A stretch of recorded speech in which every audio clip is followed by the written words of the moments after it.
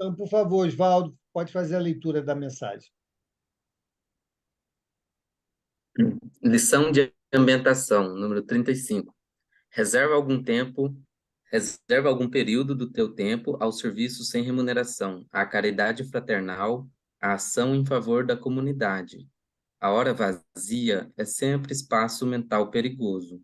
Oferece-a ao teu próximo a alguma sociedade ou agremiação que se dedique à benemerência, à construção de vidas. Pequenas ajudas produzem os milagres das grandes realizações. Jamais te excuses a este mister de ajuda desinteressada, não retribuída. Há muita aflição esperando socorro e compreensão.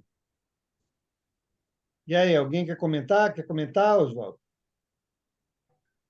Eu acho interessante, né, esse que é o exercício da caridade, né? Todos nós devemos procurar, né, que fora da caridade não há salvação. Então essa mensagem estimula a gente a estar praticando esse ato, né?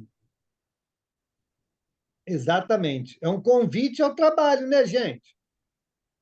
É um convite. Ela não fala que dedique a sua vida. Não, dedique algum tempo, algumas horas. E isso coaduna com a própria mensagem de Jesus, né? Quando falou para os apóstolos: nem por uma hora pudestes orar comigo? Será que num dia de 24 horas nós não conseguimos separar uma hora para fazermos o bem àquele que precisa mais do que nós?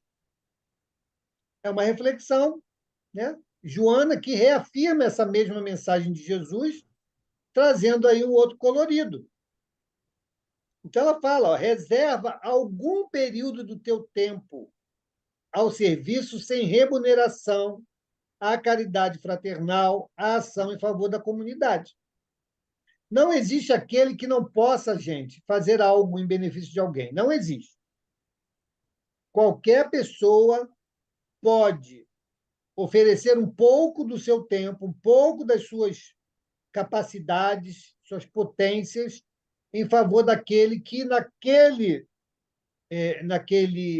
naquela situação sabe menos do que nós, ou precisa mais do que nós. Nós precisamos de muita coisa que alguém vai me ensinar.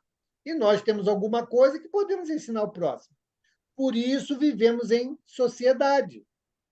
É para isso, para que uns possam auxiliar o progresso do outro. Mas para que a gente se lance a esse serviço, nós temos que nos despir do egoísmo. Temos que exercitar o quê? A humildade, a fraternidade. Então, está aí o convite. Foi o Oswaldo que leu, o Oswaldo é frequentador da nossa casa, né? Já ficou um recado aí subliminar, hein, Oswaldo? Presta atenção. É, tá certo. Vou Diga, refletir. Cristina. Brincadeira, gente. Diga, Cristina. Então, na verdade, é um bem que a gente faz a nós mesmos, né? Porque eu tiro por mim, assim, que teve um período, há um tempo atrás, que eu frequentava uma casa e a gente sempre fazia, os domingos, a gente ia visitar um asilo público, né? E a satisfação de ver aqueles idosos, né? Recebendo aquele carinho, eles ficavam tão felizes que a gente penteava os cabelos, fazia as unhas das senhoras, né? Dos senhores a gente fazia barba, então aquele carinho que você ia dar, você era retribuído, né? E isso é tão, tão bom, tão importante, né? Então nem nós damos e recebemos. Mas às vezes a gente recebe mais do que damos. Com certeza, Cris, com certeza. Nós fizemos muito isso também lá em Curupaiti. Quem não conhece, Curupaiti é uma colônia, antiga colônia de rancenianos, né? Que acabou virando uma comunidade, porque eles acabaram se casando lá dentro, tendo filhos, e acabou se virando uma comunidade. E nós fazíamos visitas lá ao Curupaiti. Então, nós fazíamos isso, nós íamos lá para conversar, né, para levar música para eles, né? E os que podiam, né, levávamos lanche e passávamos lá uma tarde, né, com eles, ou amanhã, dependendo do horário. e era muito agradável, né? Muitos internos lá já pediam as músicas, não, toca aquela, e cantava com a gente. Era uma relação muito agradável. Muitos já desencarnaram, né? E então esses momentos, né, são muito gratificantes realmente, muito gratificantes. Valdemir fala aqui da instituição Vicente Moretti, também é outra, né? A pessoa precisa ter um preparo emocional para estar nesses trabalhos, mas se a pessoa se dedicar, de fato entender o propósito, a gente consegue vencer essas dificuldades, essas barreiras e nos tornarmos ali, sim, um bálsamo, né, para esses irmãos, e também a gente começa a ver os nossos problemas por um outro prisma, né, por um outro ângulo, muitas das vezes menos grave de como olhávamos antes. Diz, Cris, pode falar. E às vezes é, a gente pode prestar também essa caridade, né? Esse empréstimo para o outro da pessoa que está do nosso lado, porque às vezes a gente tem um dia tão corrido, faz as coisas tudo corrido, a vida é tão corrida hoje, que a gente às vezes esquece de dar um olhar para o nosso vizinho, para o nosso parente, né? Então é muito complicado assim, né? A gente realmente tem que refletir muito sobre essa lição aí, porque se a gente deixar, a gente não faz nada disso. É verdade. Diga, Valdemir. Lembrando aí que a dona Joana não está nos pedindo muita coisa, não. Reserve algum tempo do teu serviço a benefício do outro. Se eu tirar 5 minutos para fazer uma prece, eu estou fazendo isso. O Emmanuel tem uma página, lá naqueles tijolinhos dele, não sei qual agora, que ele comenta a multiplicação dos pães e dos peixes. Aquele versículo evangélico, ele comenta essa passagem. E lá no final ele diz: Jesus sempre multiplica as nossas migalhas desde que tenhamos boa vontade. Então, se eu entrar com 1 minuto de prece, com 5 minutos de prece, com toda certeza, é uma ajuda que Jesus vai multiplicar para beneficiar muita gente. Então, cada um de nós, com toda certeza, pode fazer isso sem nenhuma dificuldade, eu diria. Isso até com certa facilidade. Perfeito. Vamos então à nossa prece para darmos início, continuidade aos trabalhos, que os trabalhos já começaram, né? Então, por favor, vamos à nossa prece. Agradecemos, Pai, por esses momentos tão gostosos, tão prazerosos, onde teus filhos se encontram para compreender um pouco mais o Evangelho de Jesus, que é a nossa herança, foi aquilo que ele nos deixou de melhor para que nós possamos compreender, tentar compreender o tamanho do teu amor por nós. Obrigada pela casa que forma este grupo, que são os amigos do caminho, os mentores, o grupo espiritual que ali cuida de cada um deles, possa ter cada vez mais e mais e mais trabalho no bem, ajudar aqueles que necessitam, os irmãos também encarnados, e nós aqui, Pai, cada letrinha, cada palavra possa ser semente em nossos corações. Que nós possamos sempre seguirmos em direção a Ti, Pai, é o nosso desejo.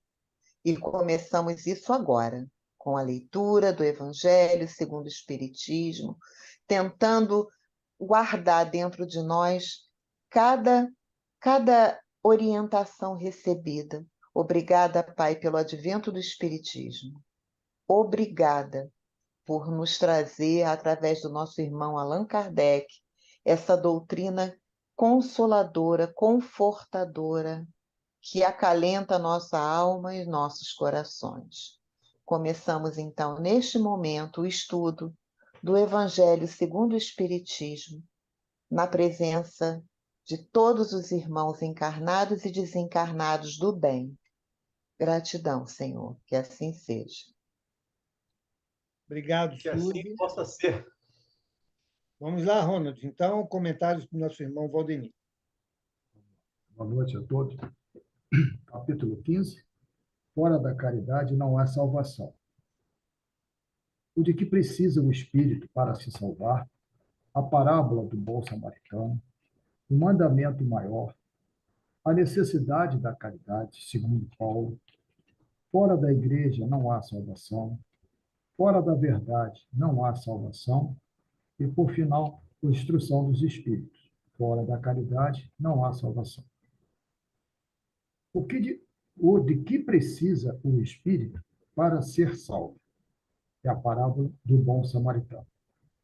Item 1. Ora, quando o Filho do Homem vier em sua majestade, acompanhado de todos os anjos, sentar-se-á no trono de sua glória, reunidas diante dele todas as nações, separará um dos outros, como o pastor separa dos bodes as ovelhas, e colocará as ovelhas à sua direita e os bodes à sua esquerda. Olha, vamos por parte aí, né? Vamos devagarzinho, vamos Sim, por senhor. parte, até para todo mundo poder participar. A gente precisa entender, primeiro, a importância desse capítulo. Capítulo 15 do Evangelho, que é a essência da doutrina espírita, que é a caridade.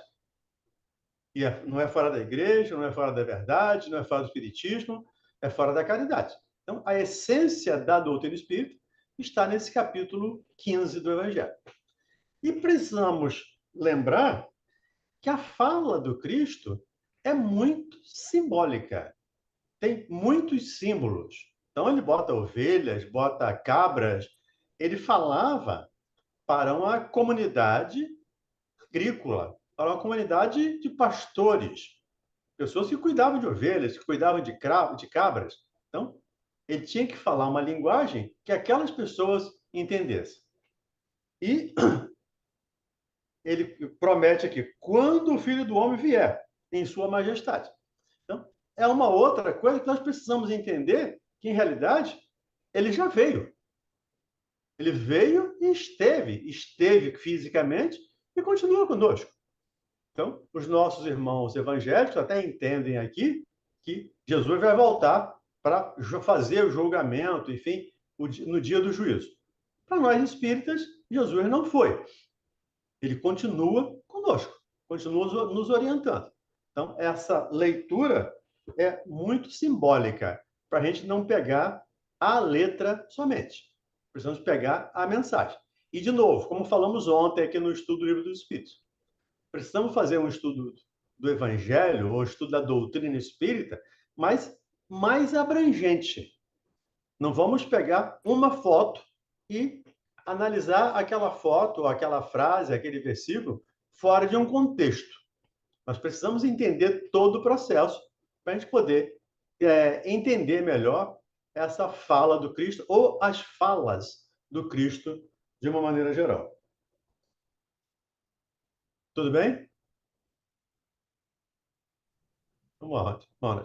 Então, dirá o rei aos que estiverem à sua direita: Vinde, benditos de meu Pai, tomai posse do reino que vos foi preparado desde o princípio do mundo. Porquanto tive fome e me destes de comer.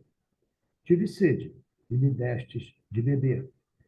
Careci de teto e me hospedastes. Eu estive nu e me vestistes.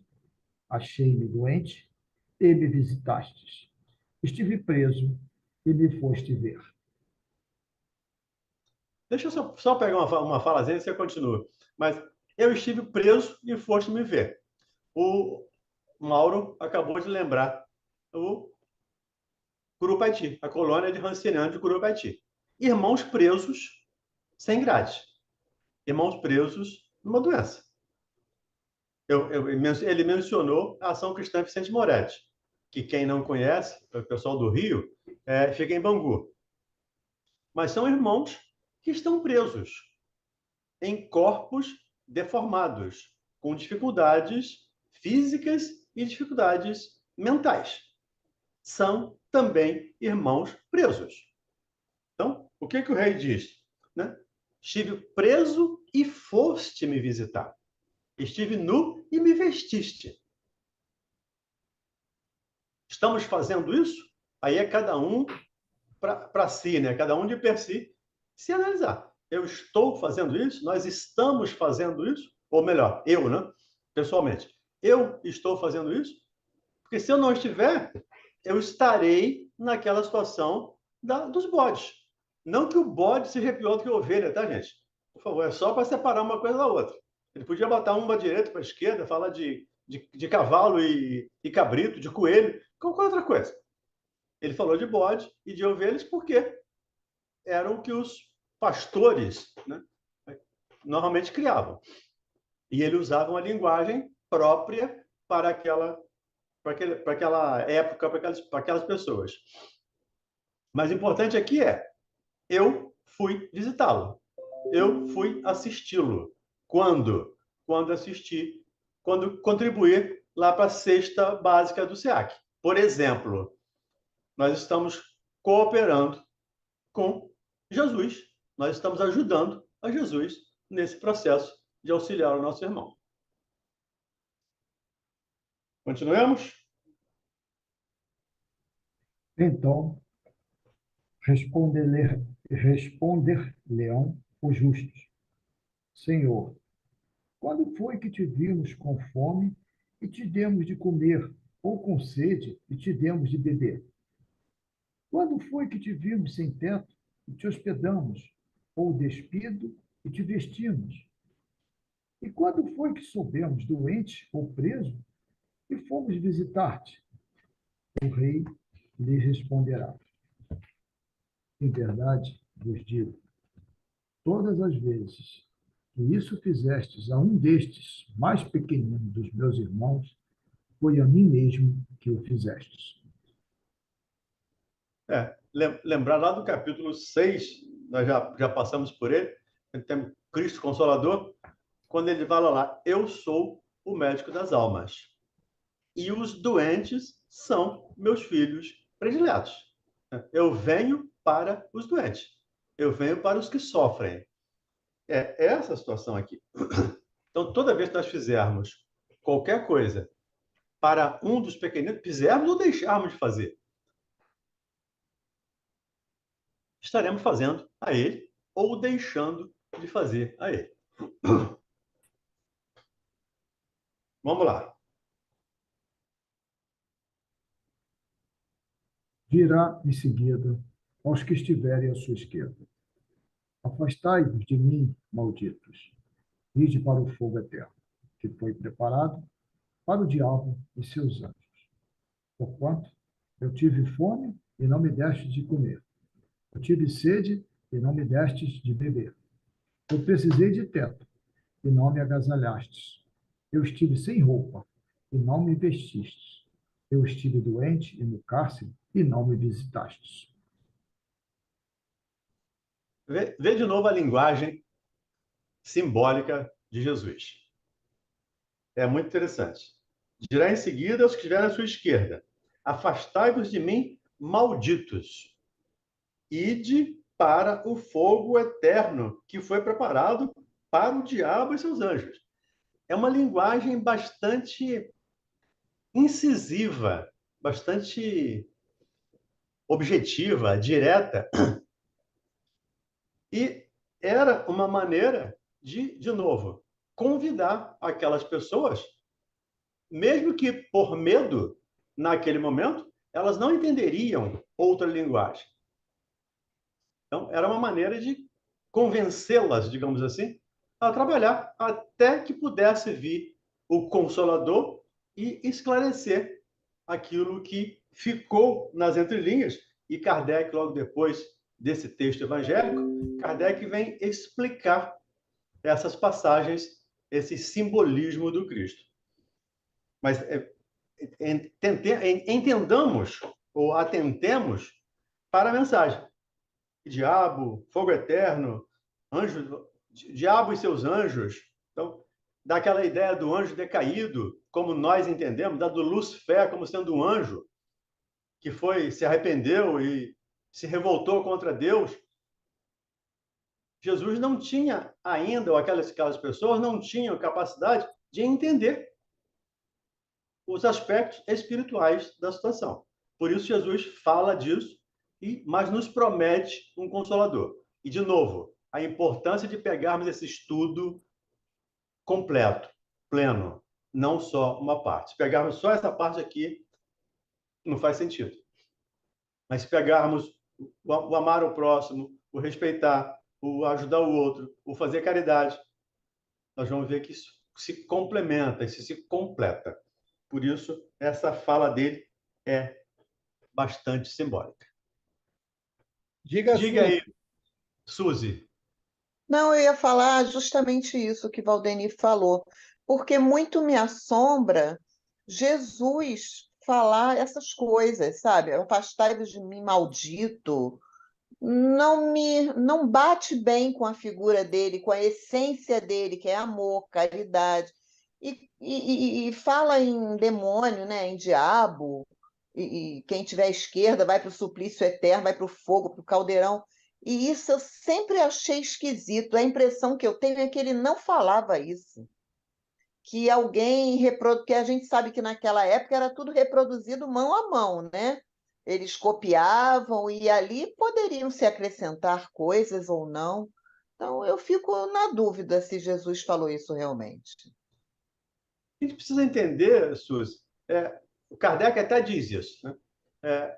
Mas no tempo de Jesus, era preto ou branco. Não tem cinza. Não tinha cinza. Ou você amava, ou você odiava. Ou você era do céu, ou você era do inferno. O idioma que ele falava era muito pobre.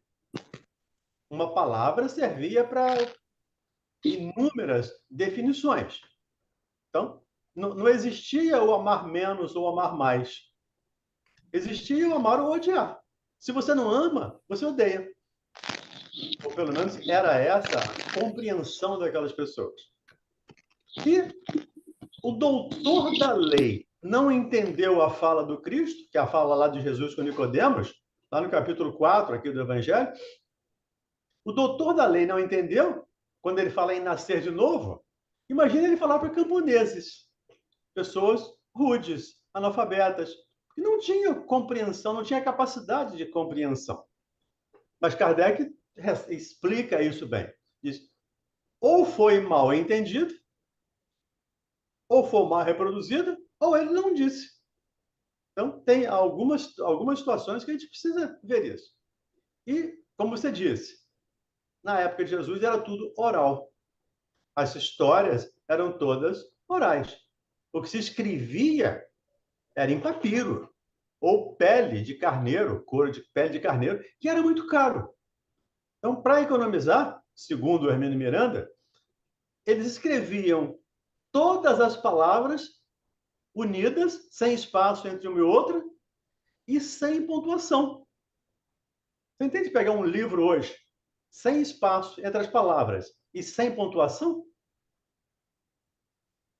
Para ganhar tempo?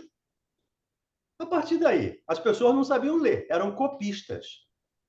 Elas copiavam aquele desenho, elas desenhavam aquele traço ali. Se alguma cópia, se alguém errou uma cópia ali, errou um desenho daquele, acabou. Todas as outras cópias a partir daí, a partir daquela, vão ser também essa dificuldade. Por isso, lá no Evangelho de João, ele fala: se me amais, pedirei ao Pai que vos mandará um consolador, outro consolador, que vos esclarecerá, que ficará convosco para sempre, que vai esclarecer coisas que eu não pude falar, que vai relembrar coisas que vocês esqueceram ou deturparam. Então, você tem toda a razão com essa fala de Jesus. Se a gente pegar só esse contexto, só esse texto, com certeza não faria nenhum sentido, pelo menos dentro da minha percepção. Diga aí, Mauro. Eu queria reforçar exatamente esses posicionamentos, né? Lembrando também que, tirando a leitura dos escritos originais, de lá para cá, muita influência esses textos sofreram, inclusive de acréscimos e alterações readequações de palavras dentro de um contexto desejado. A gente sabe que isso aconteceu ao longo da história, que a Bíblia não é um texto isento de alterações, íntegro, não é. Ele sofreu, essa publicação sofreu ao longo do tempo as alterações, que o contexto de cada época assim o exigia. Então, começamos daí. Outra coisa, quando fala em fogo eterno, o fogo era um símbolo de purificação, porque o fogo purificava o metal. Para você ter um metal puro, você tinha que submeter ele ao fogo, para que ele então tirasse as sujidades, as impurezas, e desse àquele metal uma qualidade que ele precisava para os seus usos. Então, de novo, Jesus usa a figuração que eles entendiam à época. Então, o fogo eterno é o processo de purificação ao qual todos nós estamos submetidos. Só que hoje o termo é reencarnação. Naquela época não podia ser reencarnação. O que eles entendiam lá? O fogo que purifica. Então, submete ao fogo que purifica. E aí vem, Aí vem as interpretações. Então, era só isso que eu queria acrescentar para a gente entender o contexto das palavras quando colocadas à época, Perfeito. Diga, Carlos. Só para. Muita gente aqui escuta a rádio, né? Por um acaso, hoje eu estava dirigindo, estava ouvindo. Acaso não, né? Estava ouvindo a rádio e Caminhos de Jesus, Paulo Guedes. Ele faz um trabalho de até traduzir essas palavras que são difíceis para a gente entender da Bíblia. No comentário dele, ele vai traduzindo, vai explicando o que significava aquela palavra na época. Muito interessante para mim. E hoje foi sobre Mateus 24, se não me engano, que ele fala do arrebatamento da igreja, que dá sempre confusão, né?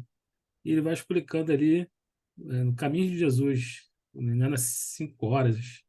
Muito bom o programa. É uma dica para a galera aí que quer entender um pouco mais dessas palavras difíceis aí. Com toda certeza. E o Mauro lembrou bem a situação do fogo. E aí Jesus fala em diversas passagens, ele fala de fogo. Toda árvore que meu pai não plantou será lançada ao fogo. Mas não é para ser exterminada. O fogo aqui não simboliza o extermínio, como lembrou Mauro. Ele simboliza a purificação, simboliza a pureza. Nós, para termos o ouro hoje, a 99,9, nós colocamos no fogo. Ainda assim, a gente não tem o ouro 100%. Porque ele vem com sujidades, ele vem com gangas, ele vem com uma série de situações que o fogo vai purificá-lo. Por isso, Jesus coloca essa ideia de lançado ao fogo. De novo, não é para acabar, não é para exterminar, é para purificar. Diga aí, Mari.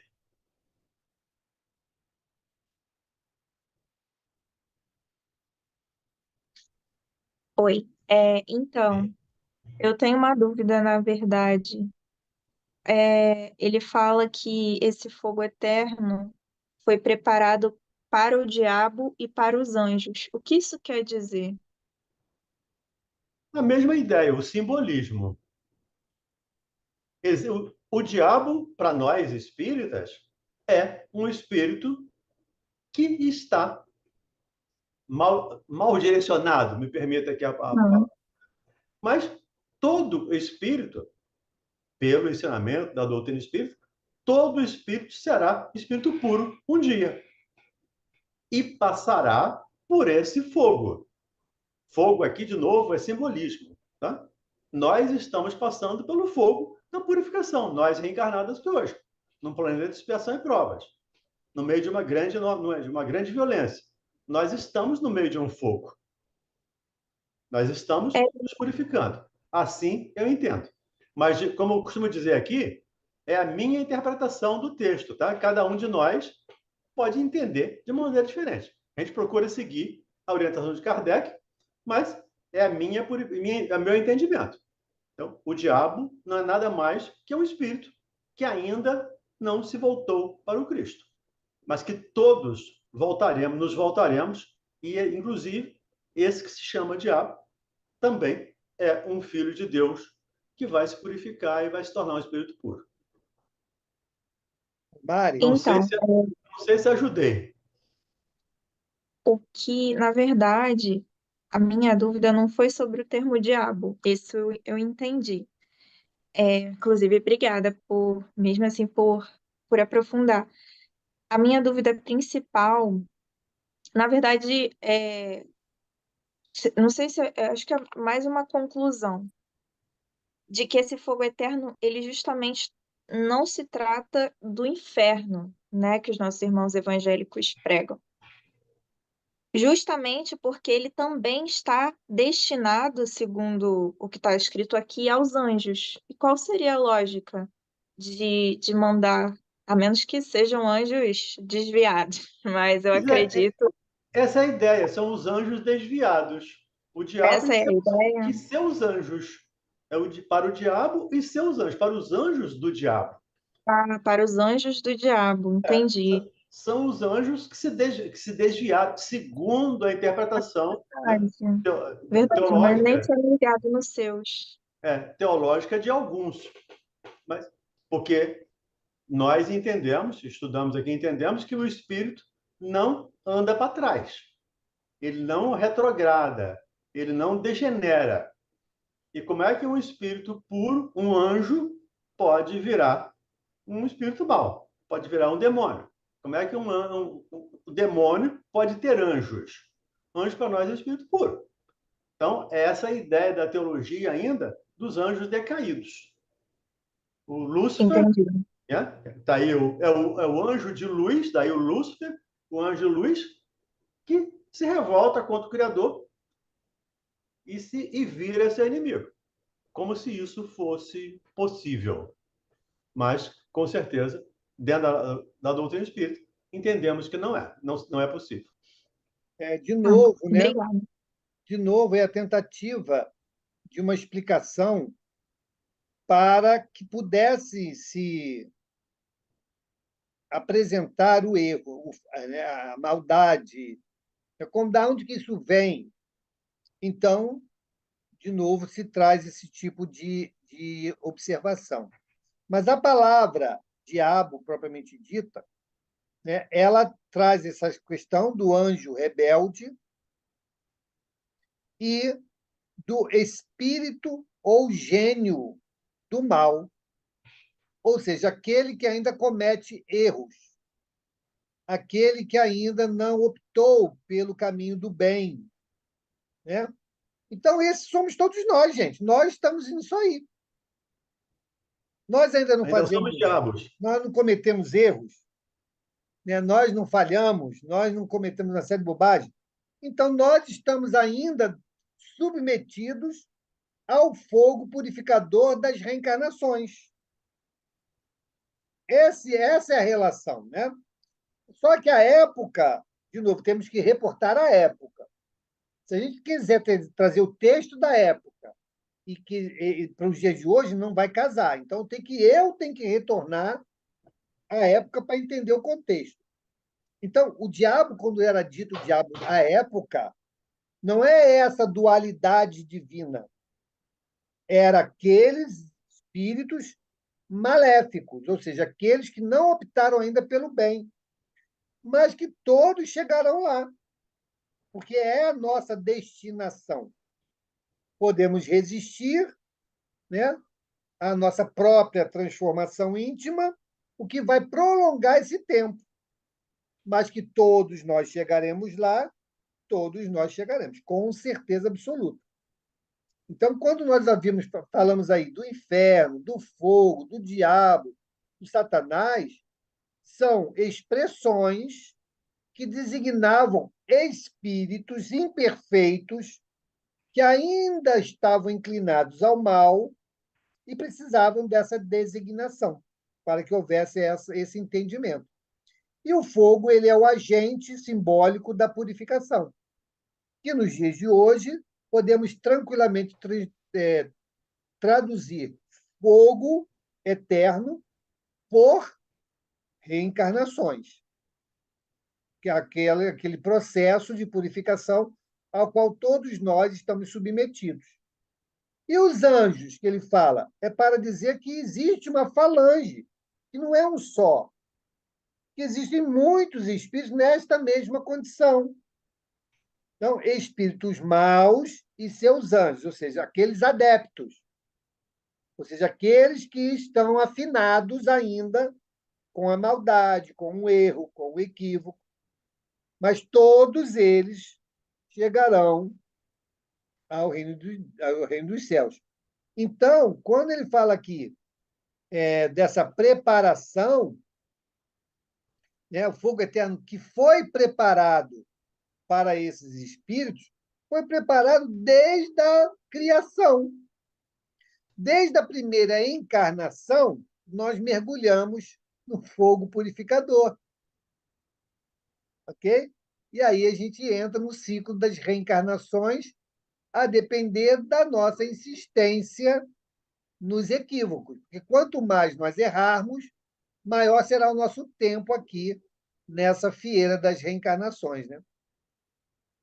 Antes de passar para a Carol, Mauro, lembrar aqui, as palavras vão mudando o sentido delas ao longo do tempo, como lembrou a Suzy.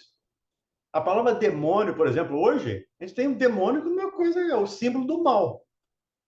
O demônio, no tempo do Sócrates, era o daimon, que era um anjo que podia ser bom ou mal, mas era um anjo que protegia o Sócrates. Ele tinha o seu daimon, nós chamamos de anjo da guarda hoje. Então, ele chamava de daimon, que ao longo do tempo virou demônio. E a palavra Satanás quer dizer adversário. Lá no idioma primeiro lá de Cristo, é adversário. Tanto é que Jesus chama Pedro de Satanás. Afasta de mim, Satanás. Porque você não está. Porque quando Pedro diz que não vai deixar que ele se submeta lá ao suplício lá da cruz. Afasta de mim, Satanás. É o adversário. Então, quem não é do bem é contrário ao bem. De novo, o preto e branco. Então, o diabo é o diablo. Então, porque também vai, ao longo do tempo, vai mudando o significado. Então, no tempo de Jesus, demônio, diabo, não tinha expressão, não tinha o sentido que nós damos hoje a essa palavra. Então, por isso, precisamos voltar lá no tempo, como você lembrou aí, contextualizar, para só então poder entender e estudar o ensinamento de Jesus. Diga, Carol Rodrigues. Não é nada demais, não. É só para dizer que na minha tradução, no meu evangelho, calma aí que eu me perdi, gente, desculpa. Aqui, ó, o fogo eterno foi preparado para o diabo e todos os seus seguidores. Não está como anjos para mim, né? É só isso. E desculpa pelo meu atraso. Não, sem problema. Mas foi muito boa a sua colaboração, porque o Mauro tinha falado exatamente isso. Né? O diabo e seus seguidores. E seus anjos. Então, todos aqueles espíritos que ainda não se voltaram para o bem, não são, né? Estão seguidores desse mal, que vão, ao longo do tempo, se transformar, se modificar, se purificar, se tornar espíritos puros. Diga, Mana. Só uma colocação aqui, para dizer o quanto, assim, na minha visão, o quanto é difícil a gente sozinho ler, né? Principalmente o Evangelho segundo o Espiritismo. Eu fiz essa leitura uma vez e é muito difícil, né? E eu acho até, na verdade, tanto o Evangelho quanto a Bíblia, né? Eu acho até perigoso uma pessoa, né, sozinha tentar interpretar isso, que leva até um entendimento totalmente errado e atitudes equivocadas, né? O que Porque nós é falamos. complicado, é muito complicada a leitura, principalmente o entendimento, né? Então, o que nós orientamos é o seguinte: bom, a leitura dá para a pessoa fazer sozinha, o estudo não. Porque o estudo você vai se aprofundar nos conceitos, né? Você vai buscar o sentido das palavras. Esse é o estudo. A leitura, é en passant. Li aquilo ali, ok. Agora, quando o objetivo é estudar a doutrina espírita, realmente nós temos que fazer isso em grupo. Justamente para quê? Para que haja o compartilhamento das experiências, né? Aqueles que já se adiantaram, vamos facilitar o caminho daqueles que estão chegando. Então, isso que é o bonito, né? O bonito do estudo da doutrina espírita é exatamente essa troca que se faz quando nos reunimos para estudar as obras, né? Com seriedade, com método, com profundidade. Até porque fora da caridade não há salvação, né, Mauro? Exatamente. E a gente faz isso, inclusive, no nosso trabalho presencial, lá no SEAC. Então, abrimos sempre para todos participarem. É esse grupo aqui, só que presencialmente. Nós temos aí um pouco mais de gente lá, nós temos aí, sei lá, 50, 60 pessoas. Acho que é isso, eu nunca sei o número aqui de pessoas que estão ali, mas está cheio o salão. Mas, de qualquer maneira, todo mundo que quiser pode participar. É o caso aqui. Então, a gente vai ficar aqui, se for o caso, o tempo inteiro, num parágrafo só, não tem problema nenhum. Nós não temos nenhuma pressa para acabar de estudar o Evangelho. Nós vamos fazer devagarzinho. Mas, com certeza, para entendermos melhor, nós precisamos trocar experiência. Por isso eu digo, é a minha percepção, é a percepção do Mauro, do Oswaldo, de cada um de nós. Nós vamos somando essas percepções e vamos aprendendo.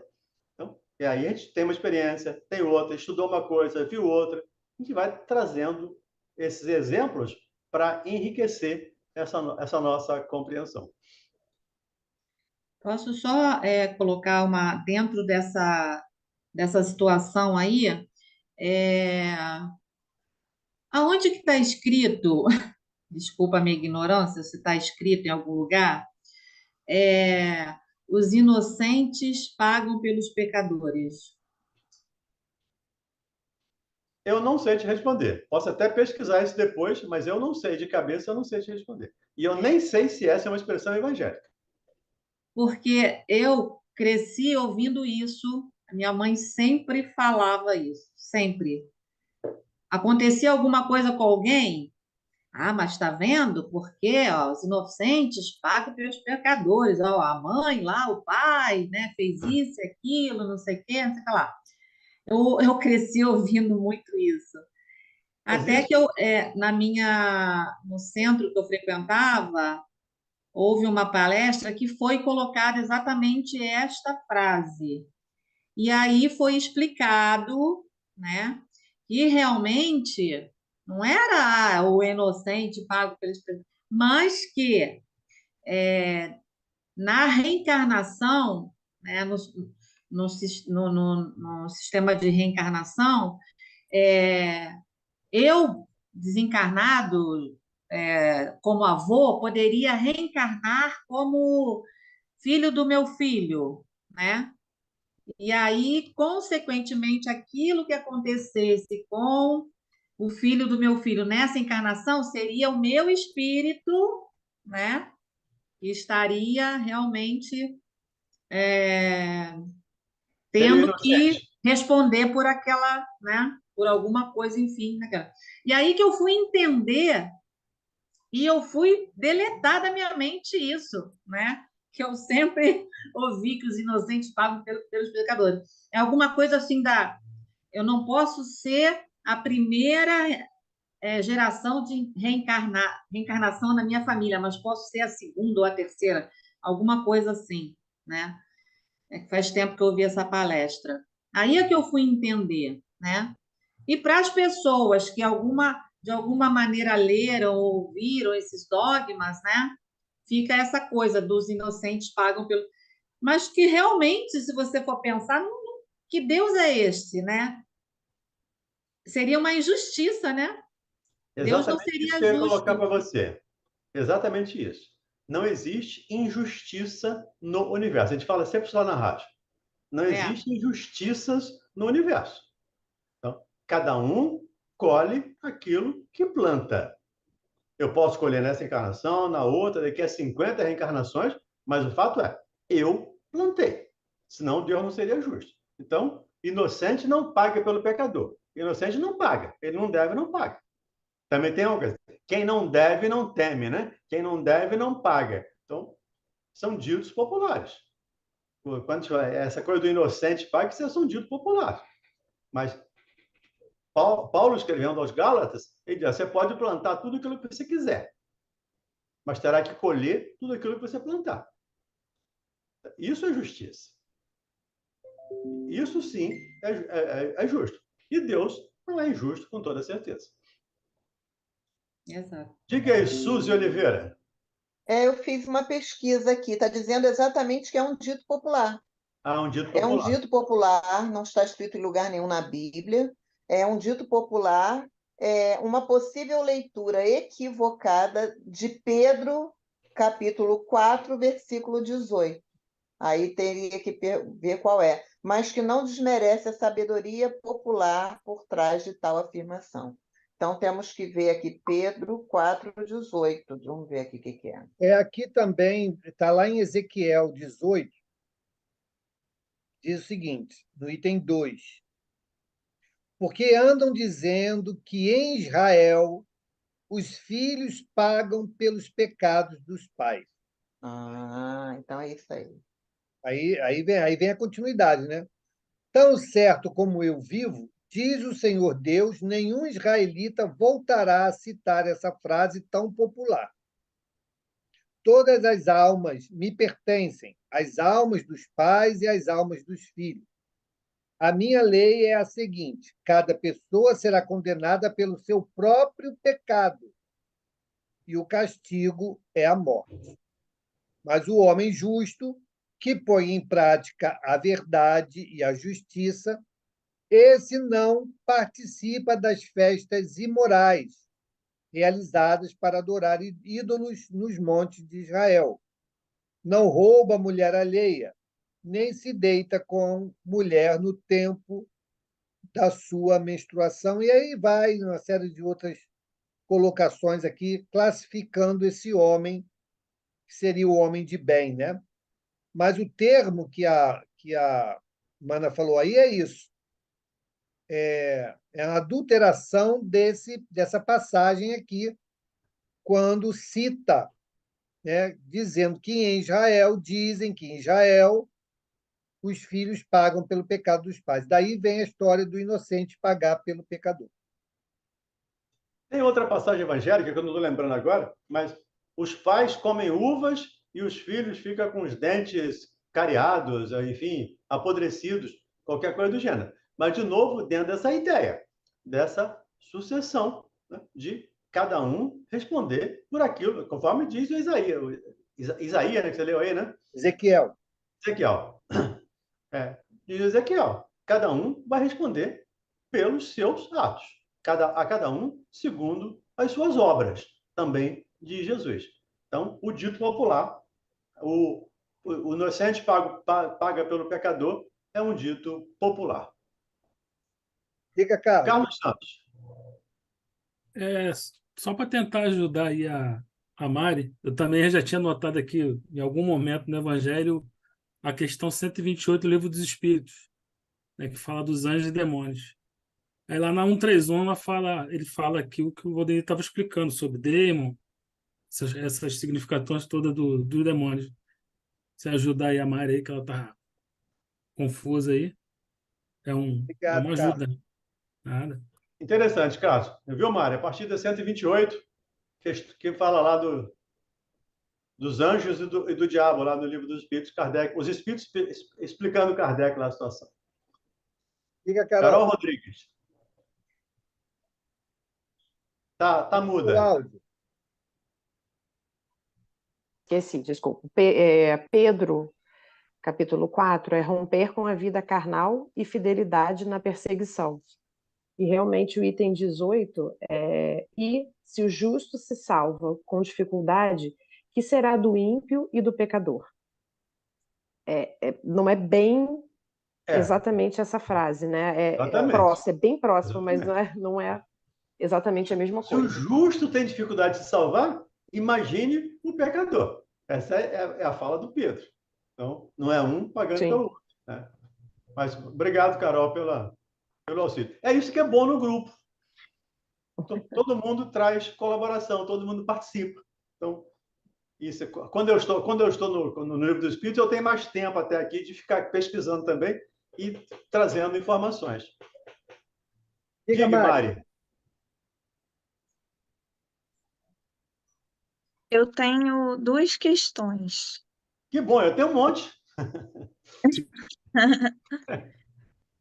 Na verdade, eu peço desculpas por mudar. Ah, primeiro, obrigada, Carlos, né, por me ajudar aí. Acho que é 138, depois eu vou pesquisar. O Livro dos Espíritos está até aqui também. Obrigada, tá? 128. 128. A partir da Tá. 128. É, A primeira eu peço desculpas por estar mudando a questão, mas é porque eu tenho dúvidas sobre essa parte aqui do bom samaritano, e aí eu queria perguntar. É, A primeira, na verdade, eu estava lembrando do filme O Alto da Compadecida, né? Que quando Jesus, depois que o João Grilo volta para a Terra, ele recebe uma segunda chance, Jesus passa como um pedinte, um mendigo.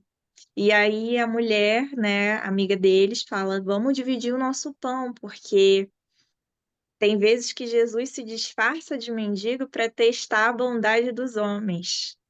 E aí o João Grilo até fala: não, é impossível, porque Jesus não estaria assim, não seria desse jeito. E aí eu me lembrei bastante desse filme, né? Então me trouxe para essa lembrança. E a segunda coisa é que às vezes eu tenho um certo receio dessa questão da caridade, da ajuda, porque sabe aquele ditado você não deve dar o peixe, tem que ensinar a pescar, uma coisa assim. Muitas vezes eu vejo pessoas, por exemplo, na casa lá da minha avó, a gente fez um rateio para conseguir comprar um fogão para a menina começar a trabalhar vendendo bolo e tal, que ela falou que sabia fazer. A gente comprou o fogão e todos os dias ela continua vindo pedir porque ela não fez nada, sabe? E aí o que fazer? Ajudar ou não ajudar? Se você está ajudando, você está prejudicando a evolução dela porque você está fomentando aí uma postura, como que eu posso dizer? De preguiça, talvez, sabe? E eu fico muito nesse conflito interno porque tem criança no meio, então meu ponto fraco, né? Criança. E aí a gente acaba ajudando e tal, e assim, e tava terrível, de toda semana ela pedir R$ 20 para minha avó, né? E, e eu fico muito assim nesse conflito interno com relação à caridade, que às vezes as pessoas se aproveitam, é muito difícil de você ter esse insight, sabe? De até que ponto eu vou. Já que o Carlos indicou o Livro dos Espíritos, eu vou indicar para você o Evangelho, capítulo 5, itens a partir do 27. Deve-se por termo a prova do próximo quando se pode ou devemos, por respeito aos desígnios de Deus, deixá-la seguir seu curso? E na 28, também, ele fala disso, mas especialmente no item 27 do capítulo 5. Aí dá para você dar uma estudada mais profunda e fazer uma análise com mais calma, com mais serenidade. Ele dá bastante subsídio aí para isso. Mário, na passagem do Evangelho também diz o seguinte: transformai vossas migalhas em salário. Sempre que possível. Então, talvez faça a seguinte experiência: quando ela pedir R$ 20, pergunta para ela se ela não quer usar o tempo do trabalho para fazer alguma coisa lá, varrer o terreno, varrer a casa, né? Dar dignidade àquele recurso que ela está buscando. Entende? Se ela não tem um bolo para vender. Exatamente. Então, essas coisas é que nós vamos sentindo se a pessoa é uma aproveitadora ou se, de fato, a necessidade bate à porta. Entendeu? Porque existem muitas pessoas que se aproveitam da bondade alheia. Então, é uma forma de você perceber. Um amigo meu, ele botava umas coisas na mala, botava lá mantimentos, cobertor, roupa na mala. E ia seguir a vida dele normal, ia para o trabalho, voltava do trabalho, ia para o trabalho, voltava do trabalho. Quando encontrava com as pessoas pediam alguma coisa e falavam, mas o que você precisa? Ah, eu estou com fome, ela está com fome, então tem aqui, ó, tem um alimento aqui, não sei o quê. Muitos diziam assim, não, não quero, quero o dinheiro. Não, dinheiro não tenho, eu tenho isso aqui. Não, então não quero. E tinha uma senhora que ficava no sinal, sempre no sinal que ele passava, ela estava sempre lá. Ela e duas crianças. E ele, aquilo que incomodava ele, né? Ele falou assim, poxa, conversou com a esposa, pô, tem uma pessoa assim e tal, o que acha de a gente contratar ela para ajudar aqui em casa e tal? A gente paga e tira ela daquela situação. Aí, beleza, a esposa concordou. No dia que ele passou lá, ela estava lá, falou assim, você não gostaria de trabalhar na minha casa, né? Nós estamos precisando de uma pessoa que nos ajude e tal. Ela falou, mas você vai me pagar quanto? Aí ele, X. Ah, não, muito obrigado, prefiro ficar aqui. Então, a gente tem que ter muito cuidado, realmente, quando vamos prestar o auxílio, porque podemos estar nos deparando com pessoas aproveitadoras. Mas como saber, Mauro? Aí só usando desse feeling, né? Observando. Mas, como nos diz o Evangelho, prestemos a caridade, façamos aquilo que estiver ao nosso alcance. Tivemos alguma dúvida? Pergunta ao coração. O que o teu coração fala naquele instante? Algumas vezes vai dizer ajuda, outras vezes vai dizer não ajuda. E vamos em frente, porque nós não vamos acertar sempre, Mário. E nós não podemos carregar esse peso. Nós não vamos acertar sempre. Jesus curou 10 leprosos, não curou? Só um voltou para agradecer. Esse ficou limpo. E os outros 9? Então, isso representa muito essa questão. E Jesus não se incomodou, não. Escolheram o caminho deles, ok, vamos em frente. Então, a gente não precisa se torturar em achar que temos que fazer estritamente correto aquilo que está diante de nós. Nós vamos fazer de acordo com nossa compreensão, com a nossa construção até aquele momento. Né? E sigamos em frente. Ajudamos, vamos em frente. Se errei, Senhor, me desculpe, me dê outra oportunidade de eu corrigir o meu erro. Mas é o que eu senti no momento. E assim vamos em frente. Tá bom? Diga, Obrigada, tá?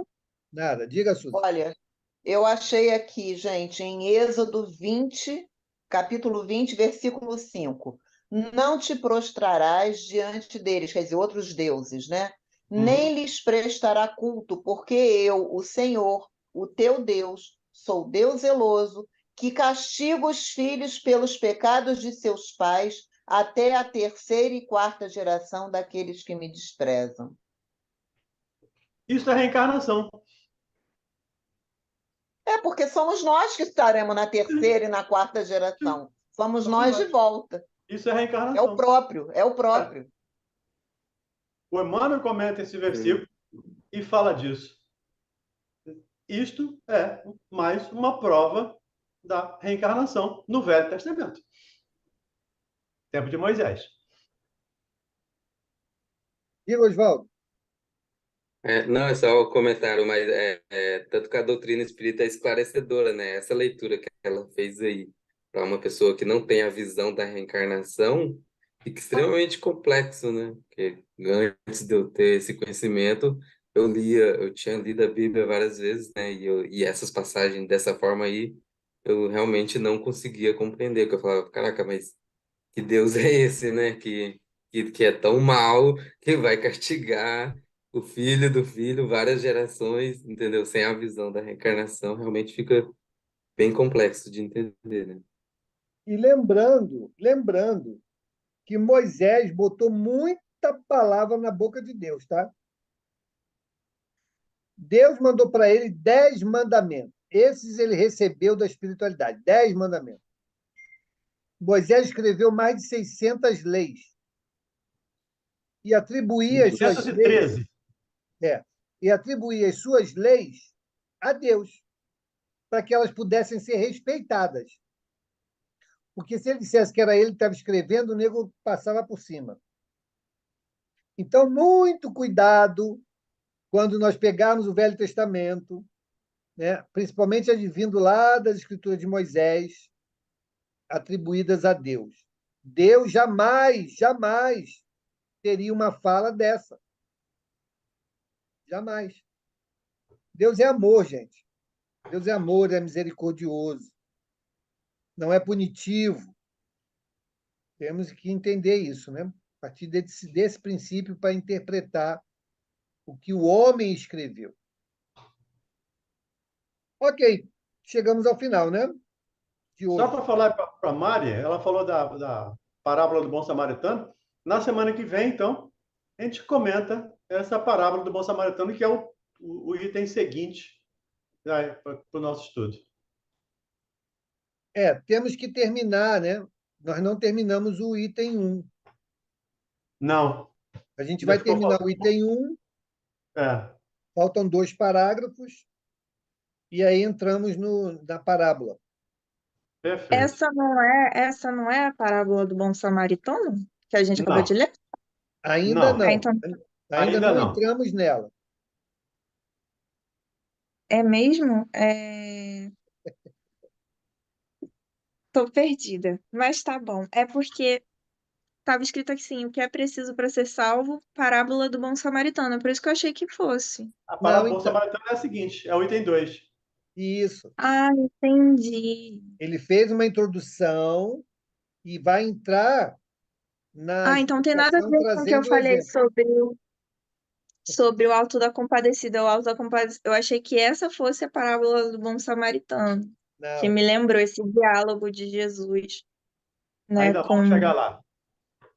Tá bom, tá gente. bom? Obrigada, tá? Desculpa a minha Nada, gafe. Sem nada. Faz problemas. parte. Então, pessoal, anotaram aí? Capítulo 15, item 1, os 2 últimos parágrafos, tá bom? Vamos retomar na semana que vem. Então, vamos à nossa prece de encerramento. Nosso irmão Carlos vai fazer a prece e vamos envolver a todos nós, a cada lar aqui representado, aos nossos irmãos que aqui não puderam estar, que onde quer que eles estejam, ao assistir novamente esse nosso estudo, saibam que estão em nossas vibrações, para que possam suportar e superar as dificuldades, né? Que estejam junto a nós o mais breve possível. Então, Carlos, está contigo as palavras que sejam o nosso agradecimento dessa noite. Meus irmãos, ao término de mais uma noite de estudos, possamos agradecer a espiritualidade amiga por nos orientar o Mauro, o Valdenir, para passar as informações para a gente, que possamos, nesse capítulo, que talvez seja um dos mais importantes ensinamentos de Jesus, possamos aprender um pouquinho, pôr em prática, que é o mais difícil. Agradecemos a Jesus por estar reunido. Pedimos também à espiritualidade amiga o conforto para aqueles irmãos do Rio Grande do Sul que estão sofrendo um flagelo, que os nossos mentores, nossos anjos guardiões possam estar conosco em nossos lares durante nossa semana, para que possamos nos reunir na próxima semana e continuar nossos estudos. Sendo assim, com a permissão de Jesus, porque aqui estávamos reunidos no nome dele, damos por encerrado o estudo da noite de hoje, graças a Deus. Graças a Deus. Obrigado, gente. Um beijo grande, uma boa semana. Amanhã estaremos lá na rádio. Estaremos fazendo estudo também na quarta-feira no SEAC. Tá bom? Então, fiquem com Deus Boa aí. noite a todos. Possamos estar juntos novamente. Boa noite. Boa Boa noite. noite. Boa noite. Boa noite, boa noite. Beijo, pessoal. Boa noite.